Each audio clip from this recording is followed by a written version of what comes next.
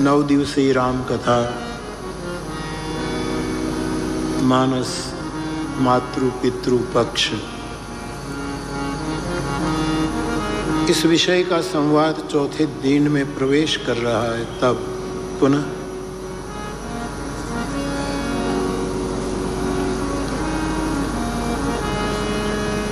महाराष्ट्र की धीर और वीर भूमि को व्यासपीठ से मैं प्रणाम कर रहा हूँ। कथा में उपस्थित हमारे पूज्य चरण श्री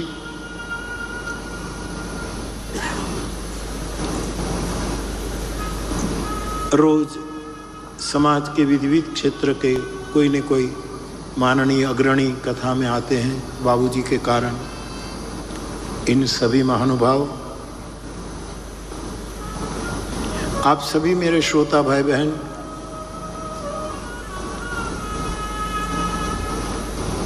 और जो इस कथा में मनोरथ करके निमित्त मात्र बने हैं, वो हमारे डॉक्टर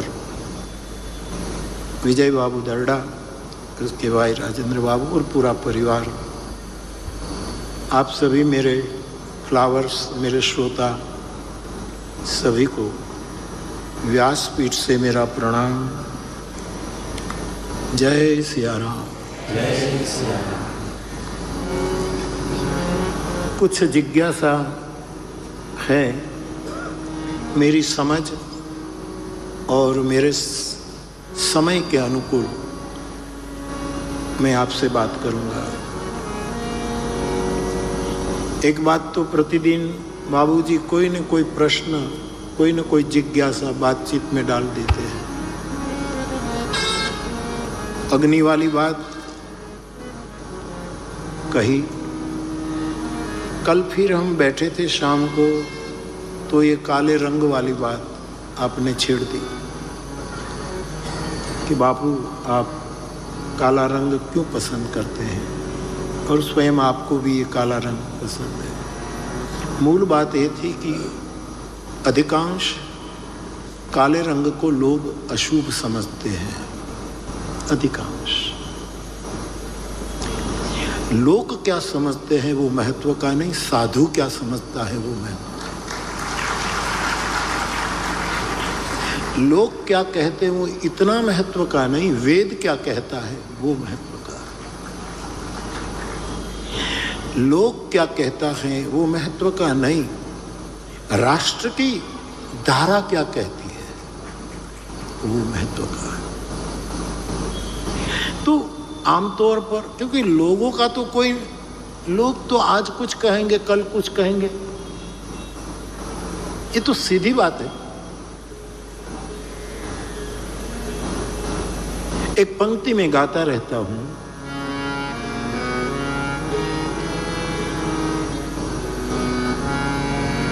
कुछ तो लोग कहेंगे, कुछ तो कहेंगे लोग, उसको कुछ कहना है।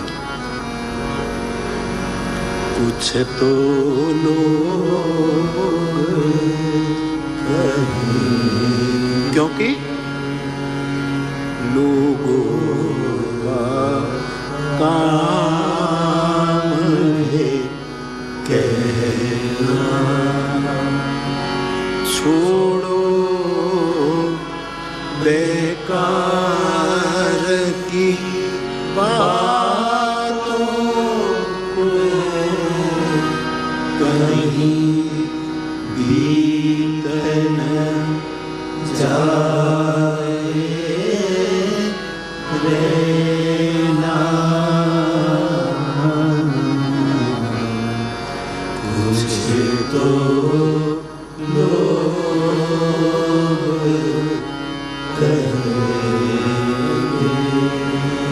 कवि अपनी पंक्ति में कहता है कि सीता भी यहां बदनाम हुई। ये जगत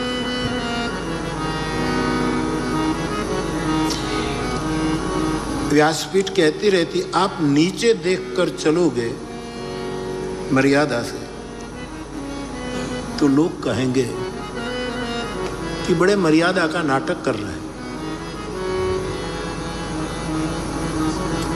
ऊपर देखकर चलेंगे तो कहेंगे अहंकारी हो गए, नीचे देखते ही नहीं, बस ऊपर ही देखते। चारों ओर देखते रहोगे तो लोग कहेंगे कि आंखों का कोई ठिकाना ही नहीं, घुमाते ही रहते हैं। आंखें बंद कर दोगे तो ये लोग कहेंगे कि 24 घंटों मानी ध्यान में है, ऐसा दंभ कर रहे हैं। और परेशान होकर आंखें फोड़ दो तो यही समाज कहेगा कि किया हुआ तो भोगना ही पड़ता है। इस समाज को तो लोग किसको शुभ कहे अशुभ कहे, ये लोक मान्यता, यद्यपि लोक मान्यता को हमने स्वीकारा है लोकशाही में, लेकिन शास्त्र कहता है लोक मान्यता अग्नि है। जो आदमी केवल लोक मान्यता पर आधार रखकर जिएगा उसकी तपस्या धीरे धीरे क्षीण हो जाएगी। तुम्हारी आत्मा क्या कह रही है, तुम्हारे हृदय में बैठा कोई साधु क्या कह रहा है, तुम्हारा सनातन धर्म क्या कह रहा है, वेद क्या कह रहा है, महात्मा गांधी क्या कह रहे हैं, विनोबा जी क्या कह रहे हैं, वहां तक जाओ। तो आपने तो कहा कि शादी में भी हमने, बेटी की शादी में भी कार्ड ऐसा करवाया, और अब कमांडो भी ब्लैक ही रखते हैं, सब काले चश्मे लगाए हुए हैं, सब ब्लैक ब्लैक ब्लैक। तो मुझे इतना ही कहना है साधु मत बाबूजी कि काला रंग शुभ भी नहीं है अशुभ भी नहीं है, दोनों से बाहर है, न शुभ है न अशुभ है। जहां दो बात आती है वहां संघर्ष पैदा होता है, ये शुभ ये अशुभ, वहां घर्षण पैदा। दो में घर्षण बिल्कुल स्वाभाविक है। आप अकेले हो तो कभी क्रोध नहीं कर सकते, लेकिन क्रोध की द्वैत बुद्धि बिनु आमने सामने दो हो गए तो क्रोध का निष्पन्न होना ये स्वाभाविक है। मेरी समझ में काला रंग न शुभ है न अशुभ है।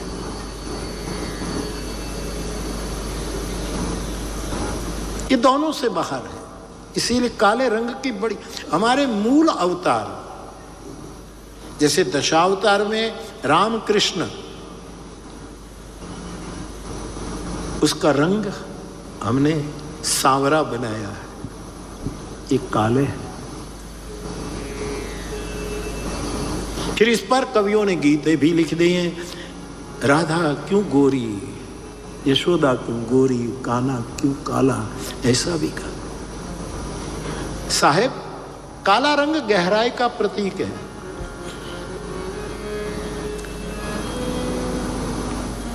नदी में जहां गहरा पानी होता है, आप देहातों में रहे होंगे तो जितना ज्यादा गहरा होगा इतना उसमें कालापन आ जाता है। हमारी पलकें, हमारी आंख का अंदर का वो, और आखिरी जिससे हम विषय दुनिया के दृश्यों को देखते हैं, उसका मूलतः रंग काला है, वो काले है। तो काला रंग द्वंद्व से मुक्त है बाहर से। आपने देखा होगा हमारी साधु परंपरा में, बाबा जी तो जानते हैं, उदासीन परंपरा जो होती है वो बहुधा काले कपड़े पहनते हैं, और एक पूरी परंपरा काली कमले वाली है, कमली वालों की। कहते हैं कृष्ण जो कमली रखते थे, जो शॉल रखते थे, जो एक दुपट्टा रखते थे, वो काला था। सूफी लोग, सूफीवाद जो है, इनमें जितने संत फकीर हुए वो उन्हीं काले कपड़े की ही शॉल रखते थे। सूफ का अर्थ ही ऊन होता है, एक कंबल काला ही रहता है। मीरा ने भी कहा, ये तो दूर की बात, कृष्ण 5000 साल सूफियों की एक अपनी परंपरा है, लेकिन राजस्थान निकट है, हमारे देश का एक भूभाग है। वहां की मीरा क्या कहती, चुनरी ओढ़ूं तो रंग चुए, फिर रंग बिरंगी होई, मैं तो ओढ़ूं काली कांवरी, जिसमें दूधो रंग न लागे कोई। एक कालेपन की गरिमा है, गहराई का प्रतीक है।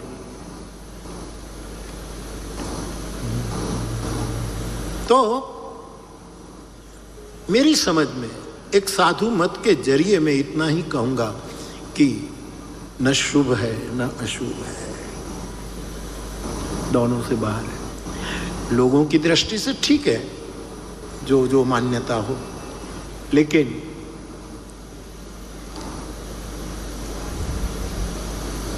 कभी कभी पूरी दुनिया कहे वो सच है, ऐसा नहीं भी होता।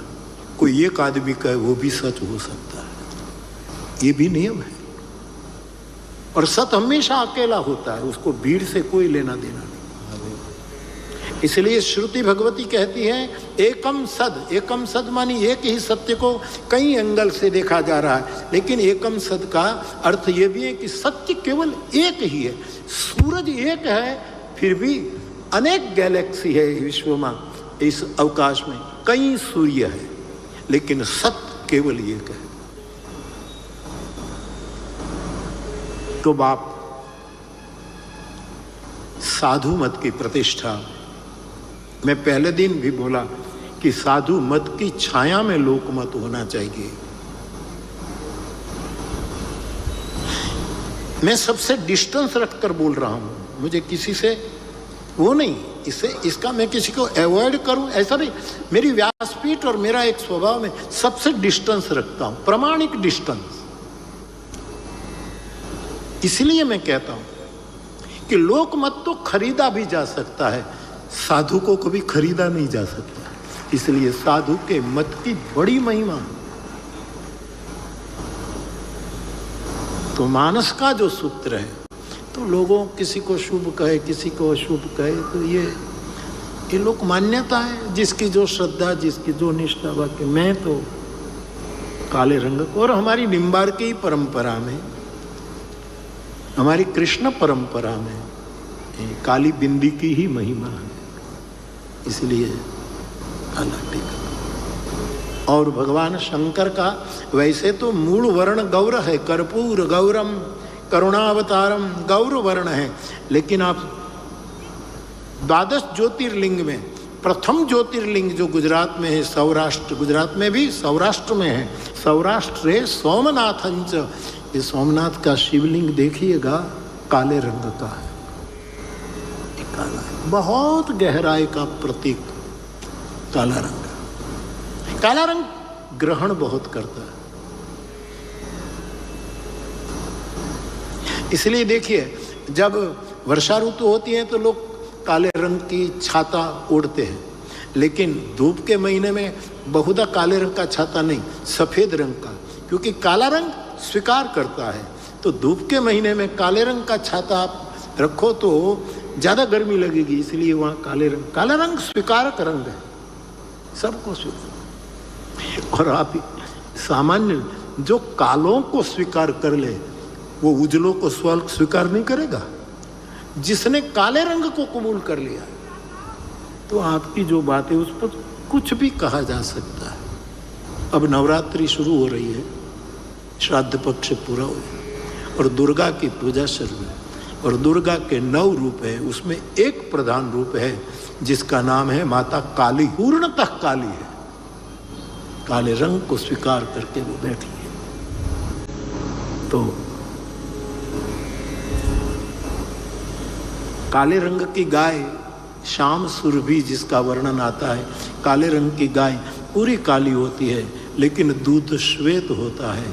वैसे ही काला रंग ऊपर से काला होता है लेकिन भीतर से बहुत श्वेत होता है, भीतर से बहुत उज्जवल होता है, बिल्कुल होता है।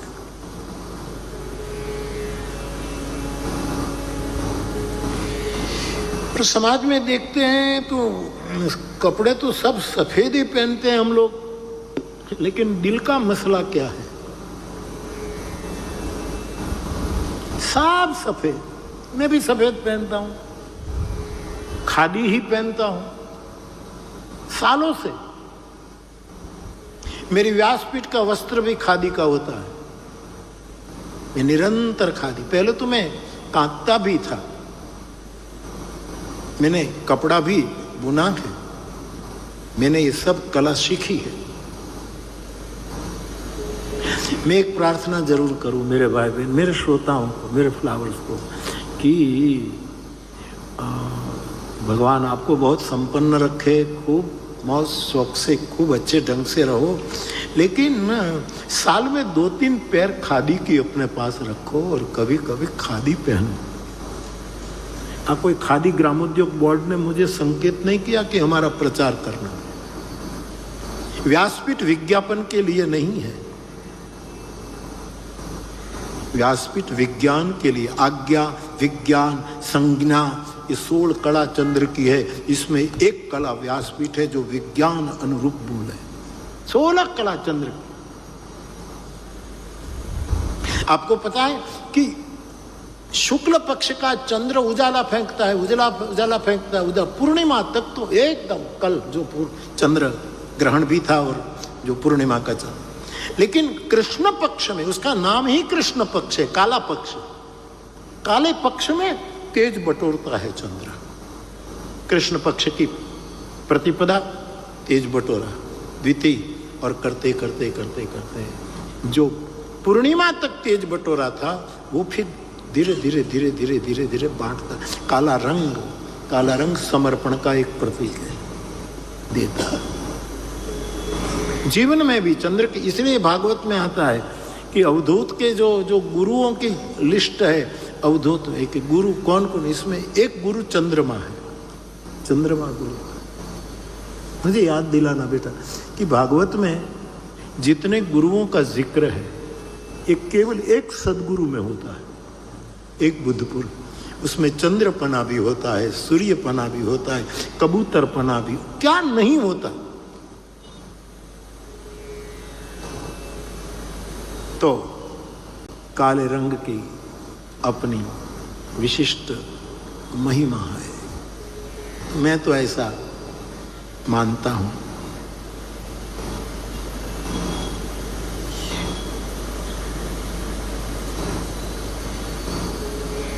बाकी का काला छोड़ो, अंदर काला है कि श्वेत है वो तलाशो, भीतर का मसला क्या है वो देखो।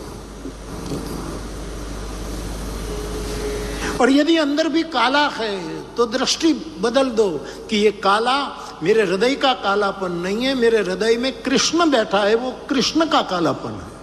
दृष्टि बदल दो। गीता में कृष्ण ने कहा है, ईश्वरः सर्वभूतानां हृदयेषु तिष्ठति। काले रंग पर भी बहुत कुछ कहा जा सकता है।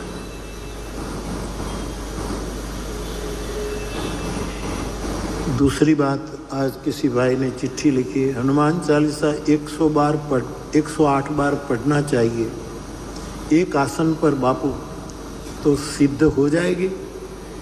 108 बार हनुमान चालीसा का पाठ एक आसन पर बैठकर करे तो मेरा श्रोता पूछ रहा है कि सिद्ध हो जाएगी। मैं तो मेरा अनुभव कहूँ कि सिद्ध होने के लिए हनुमान चालीसा का ना पाठ न करो, शुद्ध होने के लिए हनुमान चालीसा का पाठ। आपने कभी दुनिया में सिद्धों को, इतिहास कहता है सिद्धों को हमने गिरते देखा है, शुद्ध कभी गिरा नहीं। हनुमान चालीसा हमें शुद्ध करे, यही रखो। और 7 बार तुलसीदास जी ने लिखा है कि 100 बार हनुमान चालीसा का पाठ करो। लेकिन हनुमान चालीसा में आपने देखा है हनुमान शब्द 4 बार ही आया है,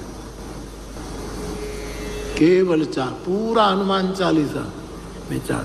मेरा तो संकेत ये है कि हनुमान चालीसा में जो 4 बार हनुमान शब्द आया है और 40 होता है 4 और 0 लगाना, बाकी सब प्रलोभनों को जीरो कर दो और 4 जो हनुमान है उसको ही पकड़ लो। हनुमान चालीसा पूरा 4 बार हनुमान आया।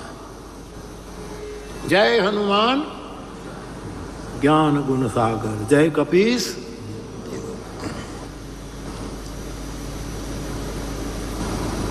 फिर जय जय जय हनुमान गोसाई, बराबर। जो यह पढ़े हनुमान चालीसा, संकट से हनुमान 4 बार। फिर हनुमंत शब्द आदि। लेकिन हनुमान चालीसा का जो नामकरण है इसमें हनुमान के अक्षर भी 4 है और 4 बार ही प्रयोग है। इसलिए हनुमान चालीसा के साधक बाकी सबको जीरो कर दो, कष्ट सिद्धि नवनिधि के दाता, मनोरथ पूरा हो जाए, ये हो जाए, ये होगा, लेकिन वो जीरो कर दो, केवल 4 पकड़ो। हनुमान हनुमान हनुमान। हनुमान ही धर्म है, हनुमान ही जीवन का अर्थ है, हनुमान ही जीवन की कामना पूर्ण करता है और हनुमान ही हमारा मोक्ष है। ये धर्म अर्थ काम मोक्ष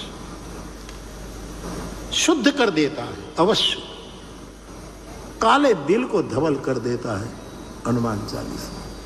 तो हनुमान चालीसा का ये प्रश्न आपने पूछा तो जरूर सिद्ध हो जाए तो मैं राजी हूं। वो ही सिद्ध साखी गौरी सा ऐसा लिखा है तो अच्छी बात है। एक ये बात,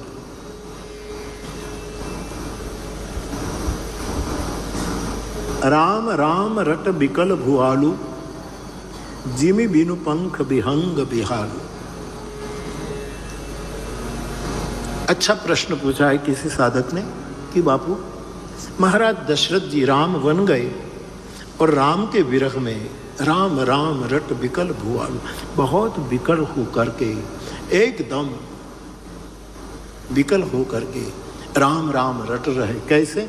जिमि बिनु पंख बिहंग बिहाल, जैसे बिना पंख के पक्षी अकुलाता है। तो यहाँ देखो ये मानस का पाठ करता होगा तभी ऐसा प्रश्न पूछा। उसने पूछा कि आप तो इतने दिनों से कह रहे तनय मातु पितु तोषनिहारा, बेटा वो है जो माँ बाप को संतुष्ट करे, और यहाँ तो बाप बिकल है, संतुष्ट कहाँ हुआ? राम राम रट बिकल भुआलू, और तनय मातु पितु तोषनिहारा, माँ बाप को संतोष। यहाँ दशरथ जी को तो मुश्किल है, संतोष कहाँ है? वो तो विकल है। मानस का एक सूत्र है, व्यक्ति को मत पकड़ो, वक्तव्य को पकड़ो। राम ने दशरथ जी को नहीं पकड़ा, वचन अनुरागी माता पिता के वक्तव्य। हम व्यक्ति को पकड़ लेते हैं, वक्तव्य छूट जाता है। रामचरितमानस का एक वैश्विक संदेश है। सुंदरकांड का आप पाठ करते हैं। हनुमान जी सीता की खोज करने के लिए लंका गए। जानकी जी अशोक वृक्ष के नीचे बैठी है, हनुमान जी ऊपर वृक्ष की घटा में बैठे हैं। उसी समय रावण आया, आदि आदि आप जानते हैं। फिर जानकी जी इतनी दुखी हो गई कि अग्नि से सितारे मांग रहे कि मुझे जला दो। ये जिस अशोक वृक्ष के नीचे बैठी उसके जो नूतन किसलई, जो उसकी कूपले हैं, एकदम अग्नि की तरह चमक रही है, उसको कहते कि आप मुझे जला दो। अशोक तुम्हारा नाम सार्थक करो, मैं तुम्हारी छांव में बैठी हूं और शोकातुर, नाम सार्थक करो। तो सीता जी मरने की बात कर रही। उसी समय कथा से आप जानते हैं हनुमान जी मुद्रिका डाल देते हैं। सीता जी के हाथ में मुद्रिका आते ही वो चौंक जाती है कि ये मुद्रिका मेरी कहां से आ गई, कौन है ये मुद्रिका लाने वाला? तब हनुमान जी रामचंद्र की कथा वृक्ष की घटा में बैठकर, सीता जी नीचे बैठी है, और सुनाने लगे। सुनते ही सीता के दुख हटने लगे और फिर कहती है, इतनी सुंदर कथा सुनाने वाला तू कौन है, प्रकट हो जाना। और जब हनुमान जी प्रकट हो गए तो सीता जी ने मुंह फेर लिया, क्योंकि बंदर है। अब कोई कहे कि आप आओ और कथा कहो, और फिर कथाकार आ जाए और कहने वाला मुंह फेर कर बैठ जाए तो कितना अपमान लगेगा। विजय बाबू मुझे बुलाए, मैं कथा सुनाने लगूं और विजय बाबू यहाँ बैठे ही नहीं, बैठे तो भी इधर उधर बैठ जाए तो क्या होगा? ये तो बड़ा अपमान हो जाएगा। लेकिन हनुमान जी ने गलत अर्थ नहीं, हनुमान जी ने कहा मां कथा ही सुंदर है, मैं तो बंदर हूं और कथा सुनने जैसी है, बंदर का मुख देखने जैसा। वक्ता को मत पकड़ो, उसके वक्तव्य को पकड़ो। जब हम व्यक्ति को पकड़ लेते हैं तब फंस जाते हैं। ये मानस का अद्भुत सूत्र है। तो राम ने पिता के रूप में, बाप तो विकल है कि मेरा बेटा बन जा रहा है, वो संतुष्ट नहीं है अवश्य, लेकिन पिता के वचन को राम फॉलो कर रहे हैं। जो पितु मातु वक्तव्य, जो बाप ने 2 वचन दे दिए, इस वक्तव्य को संतुष्ट किया है, पिता को नहीं। व्यक्ति महत्व की नहीं है, वक्तव्य महत्व का। तो इसका मुझे इतना ही समझ में आ रहा, ये अर्थ है। एक प्रश्न और है मेरे श्रोता का। तुलसी यानी वृंदा, दोनों एक ही है? बिल्कुल एक ही है। जो वृंदा थी पुराण काल में, वही तुलसी है। इसलिए जहां तुलसी के बड़े बड़े पौधे और इतनी तुलसी है, उस स्थान को हमने वृंदावन कह दिया। ये तुलसी का वन है, वृंदावन है, उसको नाम हम। तो वृंदावनी जो जालंधर की धर्मपत्नी थी, शिव पुराण में भी जालंधर की कथा आई, वृंदा की कथा आई। तो ये दोनों एक है। वृंदा ही तुलसी बनी है दूसरे जन्म में। बापू अगर है तो हम तुलसी का विवाह भगवान से क्यों कराते? तुलसी विवाह तो उसके पति जालंधर से साथ होना चाहिए। तुलसी का विवाह, क्योंकि परमात्मा को भी शाप मिला था कि आपने ठीक नहीं किया, आप पत्थर हो जाओ, और भगवान शालिग्राम हो गए। तुलसी का वृंदा, तुलसी का पौधा हो गई। फिर रोने लगे महाराज, अब मुझे कौन? तब भगवान ने शालिग्राम के रूप में कहा कि तुम्हें कोई नहीं स्वीकारेगा, लेकिन प्रति वर्ष तेरा मेरा ब्याह होगा। शालिग्राम और तुलसी का ब्याह हम तुलसी विवाह के रूप में हम भारतीय लोग मनाते हैं। तो ये दोनों एक है मेरे भाई।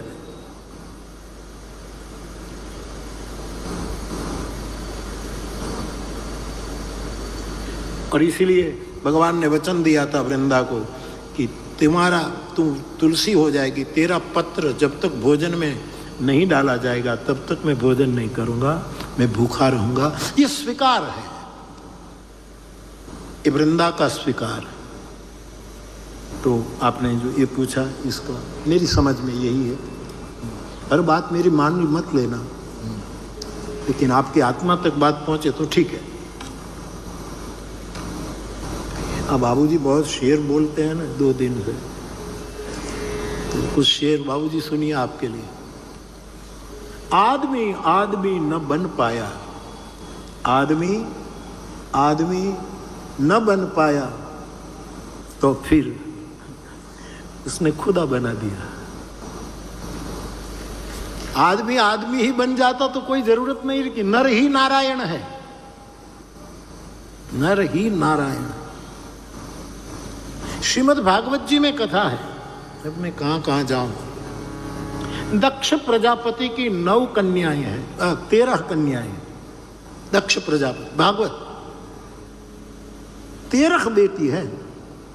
उन 13 कन्या को उसने एक व्यक्ति के साथ ब्याह करवाया, और उस व्यक्ति का नाम था धर्म। धर्म पिता है, क्षमा च जननी, शास्त्र कहता है क्षमा माँ है, धर्म पितृचरण, क्षमा मातृचरण। ऐसा पाठ भी मिलता है। तो 13 कन्या धर्म के साथ ब्याही है। ये अद्भुत प्रसंग है। कभी ये धारा चली तो मैं आपसे, और 13 कन्या को बेटा एक बेटा हुआ। जो व्यक्ति धर्म के साथ शादी कर ले, उसके यहां कौन तत्व प्रकट होता है? इसकी अद्भुत वैश्विक व्याख्या श्रीमद् भागवतकार ने उठाई है प्रजापति की 13 कन्या को। तो बाप, इसमें आखिरी 13वीं कन्या है, उसका नाम है मूर्ति। मूर्ति है 13वीं कन्या भागवत, और ये मूर्ति धर्म के साथ मिल गई, उससे प्रकट हुई है नर नारायण, संतान नर नारायण के रूप में मूर्ति से प्रकट हुए। ये भागवत की कथा। कभी प्रवाह चला तो आई विल ट्राई टू, मैं कोशिश करूंगा आप तक पहुंचने की। तो बात, आदमी आदमी न बन पाया तो फिर उसने खुदा को बना दिया। निश्चय तो कहता है कि तू परमात्मा है, उसके लिए भी तुझे मेरी जरूरत है, क्योंकि कौन कहेगा कि तू परमात्मा है मेरे बगैर। निश्चय का ये वैश्विक वाक्य है। पाश्चात्य विद्वान निश्चय वो तो वहां तक कहता है कि तू परमात्मा है तो मैं भी परमात्मा हूं। ममे वांशो जीवलोके जीवभूतः सनातन, तू परमात्मा है। और वहां तक ये आदमी भूल गया। मैं थोड़ा उसका लिटरेचर, थोड़ा छोटी छोटी किताबें कोई मुझे देता है तो पढ़ लेता हूं, तो उसमें लिखा है कि नित्य कहता है कि तू परमात्मा है तो मैं भी परमात्मा हूं। और ध्यान रखना, तू दूसरे नंबर का परमात्मा है, पहले नंबर का परमात्मा मैं हूं, ऐसा दावा करता है आदमी। क्योंकि तू परमात्मा है ऐसा जाहिरात करने वाला तो मैं हूं, मैं नहीं तो तू नहीं। तो उसके विचार, तो आदमी आदमी न बन पाया तो फिर उसने खुदा को बना दिया। इतना झूठ अच्छा लगा उसको, अच्छा शेर है, इतना झूठ अच्छा लगा उसको तो सच को शूली पर चढ़ा दिया। क्या बात, इतना झूठ उसको अच्छा लगा। चारों ओर से लोग झूठ कह रहे हैं कि मंसूर ऐसा है, शर्मद ऐसा है, जीसस ऐसा है, फला सुकरात ऐसा है, मीरा ऐसी है, शंकर भगवान है। चारों ओर से झूठ इतना कि बोलबाला हुई तो इतना अच्छा लगा कायनात को झूठ कि सच वाले को शूली पर चढ़ा दिया है। इतना झूठ अच्छा लगा उसको तो सच को शूली पे चढ़ा दिया। ये दो शेर है। और एक शेर तो मेरी पसंद का आज आपने वसीम बरेलवी साहब का, बहुत अच्छा। वो जहां भी रहेगा रोशनी लुटाएगा, वो जहां भी रहेगा रोशनी लुटाएगा। चरागों का अपना कोई मकान, महापुरुषों का कोई आश्रम नहीं होता, वो जहां जाए वहां आश्रम। को पदों को इतनी पवित्र, किसी साधु के पास बैठने से इतनी पवित्रता आने लगती है। साधु ग्रंथ हम तो क्या, लेकिन व्यासपीठ पर बैठे हैं, आपके साथ गाते हैं तो इसीलिए आनंद है। तो ऐसा करते रहना, खूब रियाज करो। हम फिर सुनेंगे फिर आपको।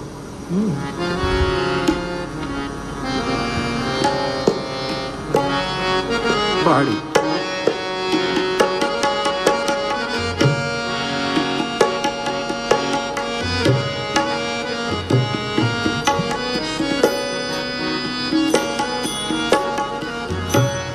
तनया मातु पितु तोषानि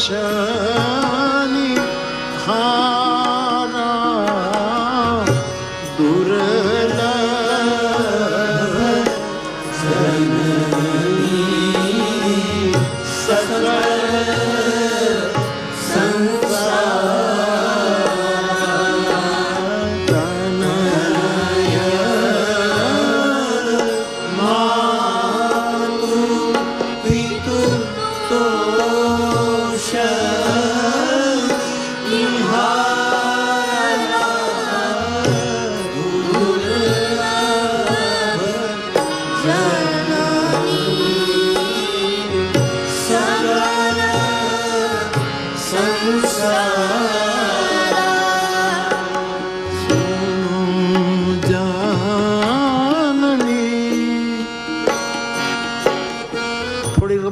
તેનો ચહેરો હલે છે, એનો અર્થ એમ કે એના સુધી પહોંચે છે। ये जो पड़ा है वो निकलता। जीवन में मेरे भाई बहन, किसी को छोटा मत समझो, उसमें जो बैठा है वो बहुत बड़ा है, बहुत बड़ा। इसलिए मंगला आरती करो।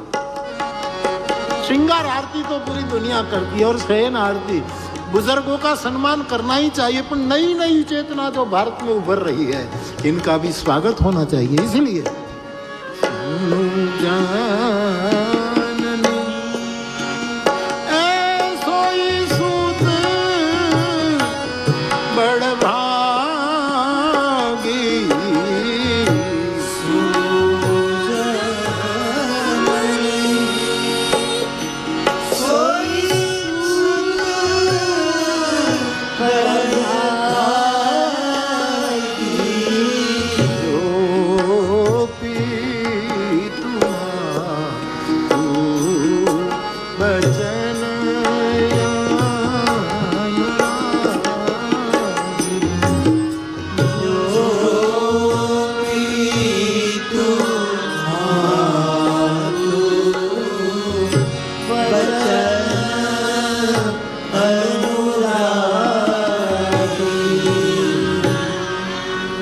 कल एक बेटी आई थी, हम बैठे थे बागेश्वरी में, कितनी सुंदर गजल सुना गई।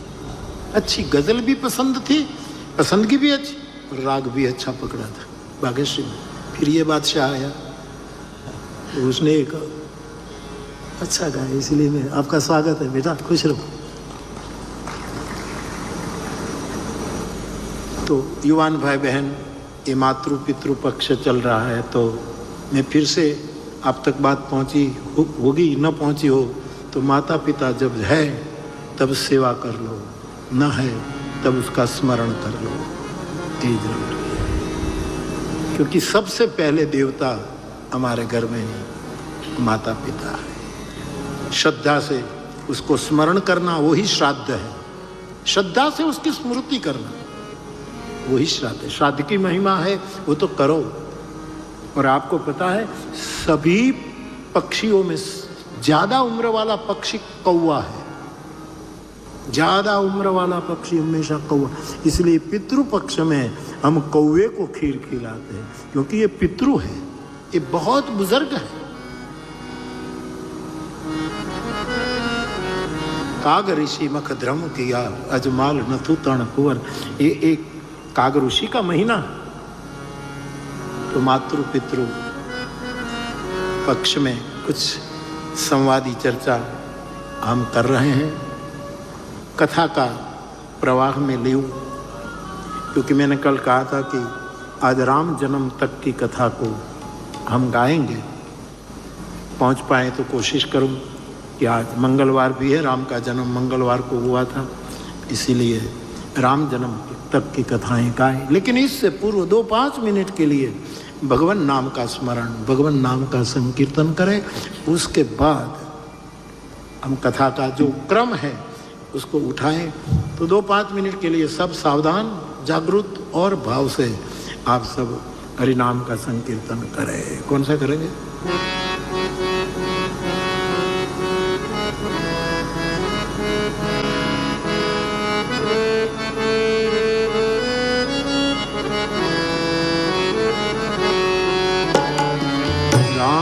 कृष्ण हरि राम कृष्ण हरि राम कृष्ण हरि राम कृष्ण हरि राम कृष्ण हरि राम कृष्ण हरि राम कृष्ण हरि राम कृष्ण।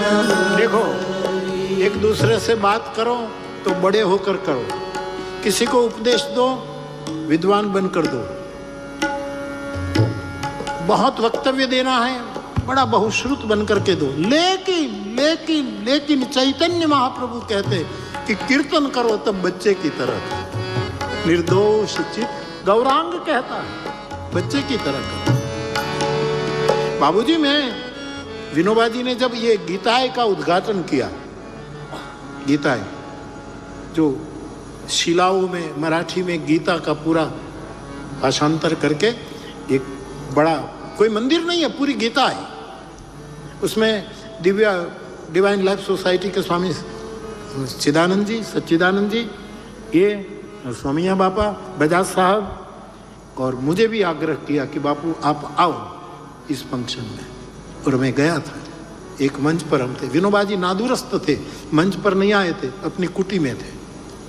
तब जब ये फंक्शन पूरा हो गया, गीता का उद्घाटन हो गया, लोकार्पण हो गया, फिर हम विनोबा जी के दर्शन करने गए। मैं गया खास, तो पहली बार मिल रहा था, तो उसकी कुटिया में हम गए।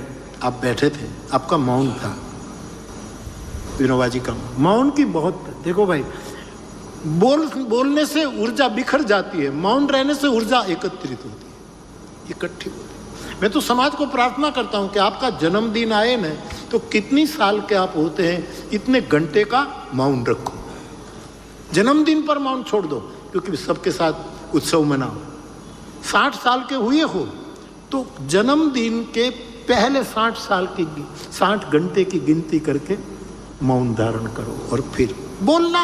मौन बहुत, गुरोस्तु मौनम व्याख्यानम, दक्षिणामूर्ति शिव कहते हैं कि गुरु मौन बैठा है और शिष्यों के संशय बिना बोले खत्म हो जाते हैं, उसके पास बैठना पर्याप्त होता है। तो मौन की बड़ी महिमा है साहब।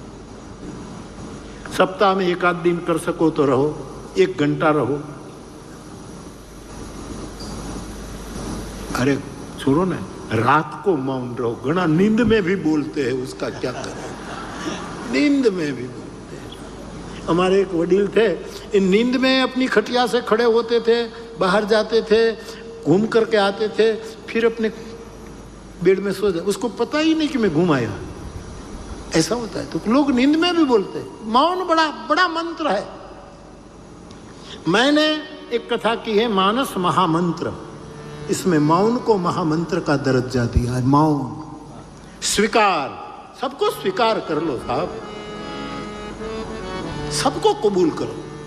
रहीम का एक दोहा है, रहीम रोशन कीजिए, कोई कहे क्यों है, कोई तुम्हें ललकारे क्या है भाई, क्या सोचते हो, क्या इरादा है, तो भी रोष मत करो। रहीम रोशन कीजिए, कोई कहे क्यों है, हंसकर उत्तर दीजिए हाँ बाबा यूं है।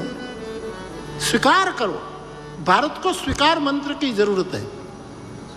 गांधी ने सबको स्वीकारा, एंड टू दिस लास्ट तक स्वीकार किया। विनोबा ने सबको स्वीकारा, स्वामी राम तीर्थ ने सबको स्वीकारा।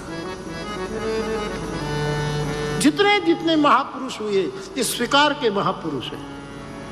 मौन बहुत, मेरे कई श्रोता मेरी बात सुन करके अपने जन्मदिन के पहले जितनी साल हुई हो इतने घंटे मौन हो जाते हैं, ऊर्जा इकट्ठी होती है। मौन पर जॉर्डन में पूरी कथा गाई गई है, मानस मौन, एनर्जी इकट्ठी होती है। बोलने से तो सब बिखर जाता है, और जब तक मौन है तब तक हम मालिक है। बोले गुलाम हो गए कि तुमने ऐसा निवेदन क्यों किया, ऐसा तूने क्या बोला, तुरंत पकड़े गए। और मौन रहो तो मालिक है, मौन छूटा ही गुलाम। कोई क्या अर्थ लगा दे। साधना में मौन बहुत जरूरी है, और इसमें भी मौन रखो तब मुस्कुराते रहो, मुंह चढ़ाकर मौन मत रखो। कई लोग मौन में मुंह चढ़ाकर बैठे, वो भी नहीं। सदगुरु का मौन, उसकी मुस्कान आश्रित की जान है। वो मुस्कुराता हुआ मौन हमें दे दे, एकदम मौन हास्य दे दे, तो ये आश्रित की जिंदगी बन जाती है। मुर्शिद की मुस्कान शागिर्द की जान है, उसकी जिंदगी बन। एक स्माइल, एक स्मित आदमी की ऊर्जा को प्रकट कर देती। तो मौन की बड़ी विशेष महिमा है। तो कीर्तन करो, चैतन्य महाप्रभु कहते हैं कीर्तन करो तब मुखर हो जाओ। बच्चे की तो विनोबा जी के पास हम बैठे थे, सालों पहले की बात है। पहली बार मैंने इस महापुरुष का दर्शन किया। तो एक कोई गृहस्थ बैठे थे, सोमैया दादा थे, बजाज जी थे, तो विनोबा जी का मौन था।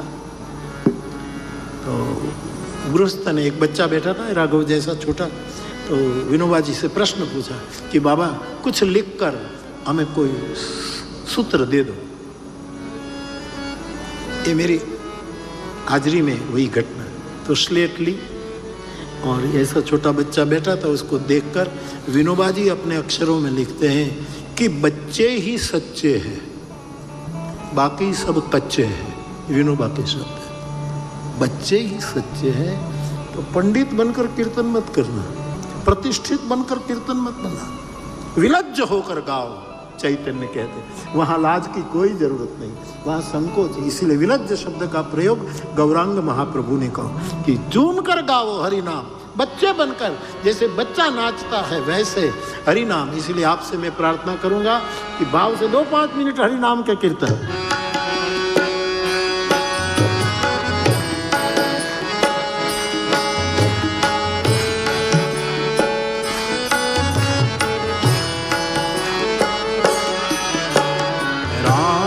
कृष्ण हरि राम कृष्ण हरि राम कृष्ण हरि राम कृष्ण हरि राम कृष्ण हरि हरि बोल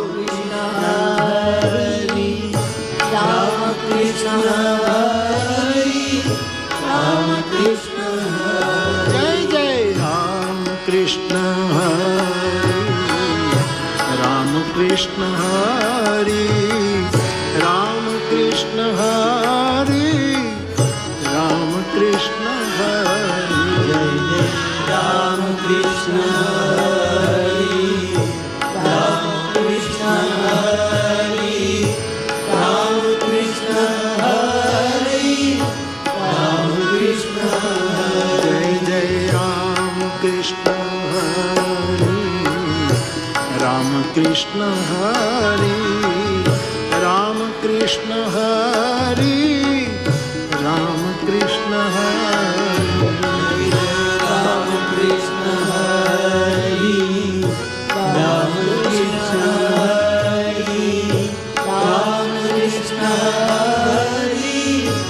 राम कृष्ण हरि राम कृष्ण हरि राम कृष्ण हरि राम कृष्ण हरि राम कृष्ण हरि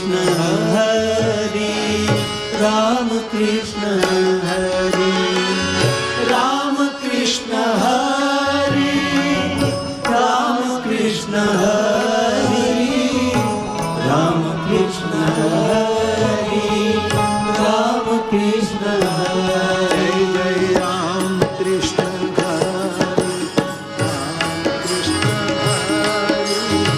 राम कृष्ण हरि राम कृष्ण हरि बोल राम कृष्ण हरि राम कृष्ण हरि राम कृष्ण हरि राम कृष्ण जय जय राम कृष्ण हरि राम कृष्ण हरि राम कृष्ण हरि राम कृष्ण हरि बोल राम कृष्ण हरि राम कृष्ण हरि राम कृष्ण हरि राम कृष्ण देखो, हमारे अगल बगल में कोई पक्षी है कि पक्षी को आप उड़ाना चाहे तो पत्थर मारने की जरूरत नहीं है, उस पर गोली चलाने की जरूरत नहीं है, उसकी शाखा हिलाने की भी जरूरत नहीं कि उड़ा दूं, पेड़ को हिलाने की जरूरत नहीं। यदि आप इर्द गिर्द में पक्षी हैं और आपको पसंद नहीं है तो उसको उड़ाने के लिए स्थलांतर करने की जरूरत नहीं, कुछ करने, जहां बैठे हो वहीं से केवल ताली लगा दो, पक्षी अपने आप उड़ जाएंगे। वैसे हम सब संसारियों की चारों ओर पाप के पक्षी मंडरा रहे हैं, इसको उड़ाना है तो राम कृष्ण हरि ताली के साथ गाओ। राम कृष्ण हरि राम कृष्ण हरि राम कृष्ण हरि राम कृष्ण हरि जय जय Ram Krishna Hari Ram Krishna Hari Ram Krishna Hari Ram Krishna Hari Ram Krishna Hari Ram Krishna Hari Krishna Hare Rama Krishna Hare Rama Krishna Hare Rama Krishna Hare Rama Krishna Hare Rama Krishna Hare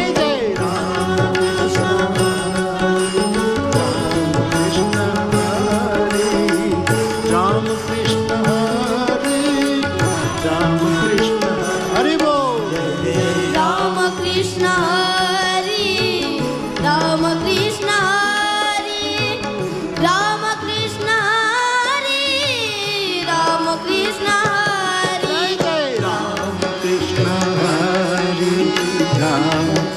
Hare Rama Krishna Hare Rama Krishna Hare Rama Krishna Hare